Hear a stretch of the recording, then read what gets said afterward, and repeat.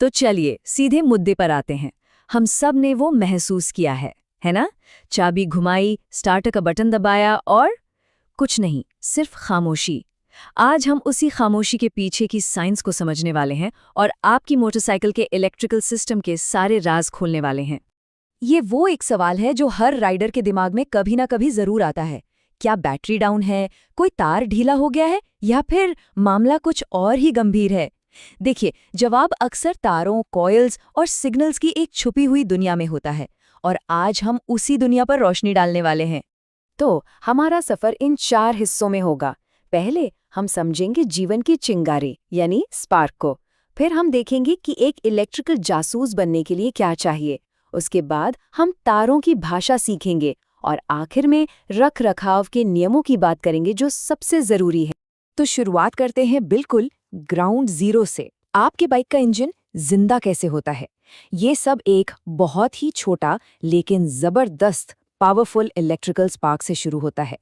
लेकिन सवाल ये है कि वो स्पार्क आता कहाँ से है? देखिए, इसे समझने का सबसे आसान तरीका है एक टीम की कल्पना करना। इस टीम में 3 मेन प्लेयर्स हैं।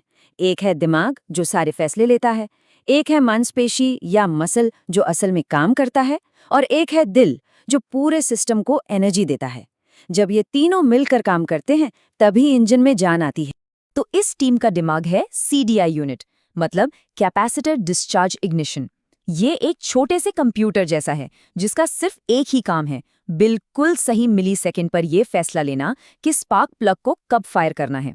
इसमें टाइमिंग ही सब कुछ है। अगर टाइमिंग जरा भी गड़बड़ हुई तो बाइक या तो मिस फायर करेगी या स्टार्ट ही नहीं होगी। अच्छा, अब आते हैं टीम की मांसपेशी पर, यानी एचटी कॉइल पर। देखिए, सीडीआई का सिग्नल दिमाग का ऑर्डर तो है, पर वो बहुत कमजोर सिग्नल होता है। एचटी कॉइल का काम उस छोटे से सिग्नल को लेना और उसे हजारों वोल्ट के एक शक्तिशाली झटके में बदलना है। इतना पावरफुल कि वो स्पार्क प्लग के गैप को पार करके फ्यूल में आग लगा सके। और आखिर में आता है टीम का दिल, मैग्नीटो और आरआर यूनिट। जैसे ही इंजन घूमता है, मैग्नीटो एक जनरेटर की तरह कच्ची एसी पावर बनाता है। लेकिन बैटरी को तो डीसी पावर चाहिए। यहीं पर आरआर यूनिट यानी रेगुलेटर रेक्टिफायर अपना काम करता है। ये एसी को डीसी में बदलता है और वोल्टेज को भी कंट्रोल करता है ताकि बैटरी ओवरचार्ज होकर खराब ना हो जाए। अगर ये यूनिट फेल हो गई तो या तो बैटरी चार्ज नहीं होगी या फिर वो फूल जाएगी।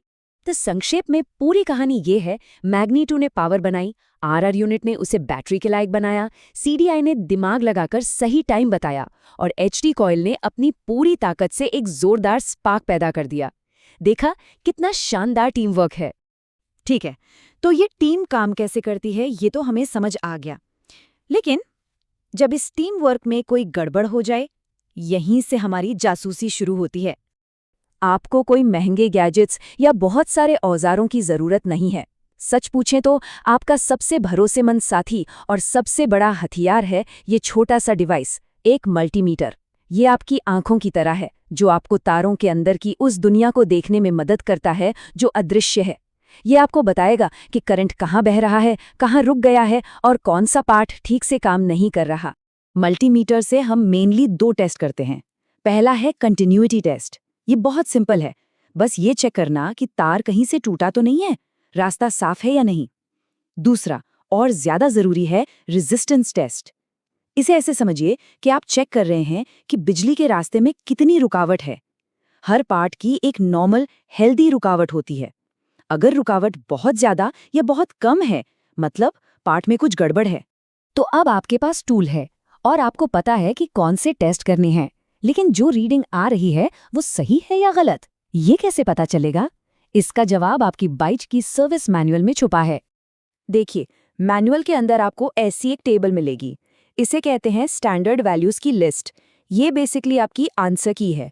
ये आपको हर इलेक्ट्रिकल पार्ट के लिए सही रेजिस्टेंस की रेंज बताती है। आपको बस अपने मल्टीमीटर से पार्ट को टेस्ट करना है और रीडिंग को इस चार्ट से मिलाना है। तो फंडा बिल्कुल क्लियर है। यहाँ कोई अंदाजा नहीं लगाना है, ये एकदम गणित की तरह सीधा है। मान लीजिए चार्ट कहता है कि पिकअप कॉइल की रीडिंग 100 और 150 ओम के बीच होनी चाहिए। अगर आपकी रीडिंग इस रेंज में है तो पार्ट ओके है।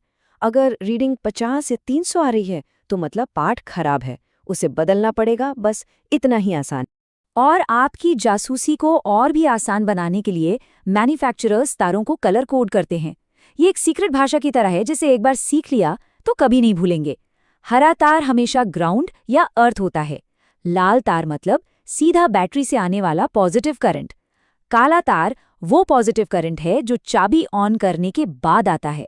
और सफेद या पीला तार आमतौर पर मैग्नेटो से आने वाला एसी इनपुट होता है। अच्छा, अब हमने प्रॉब्लम को ढूंढना और उसे ठीक करना तो सीख लिया, लेकिन अब आते हैं सबसे जरूरी हिस्से पर। इन प्रॉब्लम्स को होने से ही कैसे रोका जाए? ये सब एक नियम को फॉलो करने पर निर्भर करता है। हर सर्विस मैनुअल में एक पीएमएस चार्ट होता है, यानी पीरियोडिक मेंटेनेंस शेड्यूल। एक बात समझ लीजिए, ये कोई सुझाव नहीं है, ये आपकी बाइक के लिए डॉक्टर का प्रिस्क्रिप्शन है। ये आपको किलोमीटर या समय के हिसाब से बिल्कुल ठीक-ठीक बताता है कि कब क्या चेक करना है, क्या साफ करना है और क्या बदलना है। और यहाँ एक बहुत ज़रूरी बात है जिसे अक्सर लोग नज़रअंदाज कर देते हैं। कुछ चीज़ें जैसे इंजन ऑयल, स्पार्क प्लग और एयर फिल्टर भले ही देखने में बिल्कुल ठीक लगें, उन्हें एक तय समय या किलोमीटर के बाद बदलना ही होता है। क्यों? क्योंकि उनकी काम करने की कैपेसिटी समय के साथ कम हो जाती है, भले ही वो बाहर से नए जैसे दिख रहे हों। अब कुछ पार्ट्स ऐसे भी होते हैं जिन्हें हम हर बार नहीं बदलते, जैसे ब्रेक शू हो गए या ड्राइव चेन। उनके लिए मैन्युफैक्चरर एक सर्विस लिमिट या घिसावट की सीमा तय करता है। ये वो मिनिमम या मैक्सिमम माप है जिसके बाद वो पार्ट इस्तेमाल के लिए अनसेफ हो जाता है। एक उदाहरण से समझते हैं। मान लीजिए मैनुअल कहता है कि ब्रेक शू की मिनिमम मोटाई 2.0 मिलीमीटर होनी चाहिए। अगर सर्विस के दौरान मैकेनिक उसे मापता है और वो 1.9 मिलीमीटर निकलता है, तो भले ही ब्रेक अभी काम कर रहे हों, वो अपनी सेफ्टी लिमिट को पार कर चुका है। उसे तुरंत बदलना होगा। तो आखिर में ये सवाल सोचने वाला है, क्या हम मेंटेनेंस शेड्यूल को सिर्फ एक सुझाव मानकर टाल देते हैं, या हम ये समझते हैं कि ये हमारी बाइक के स्वास्थ्य और हमारी अपनी सुरक्षा की लाइफलाइन है? देखिए, सही जानकारी और समय पर की गई देखभाल से अब सिर्फ समस्याओं को ठीक नहीं करते, बल्कि आप उन्हें होने से ही रोक देते हैं।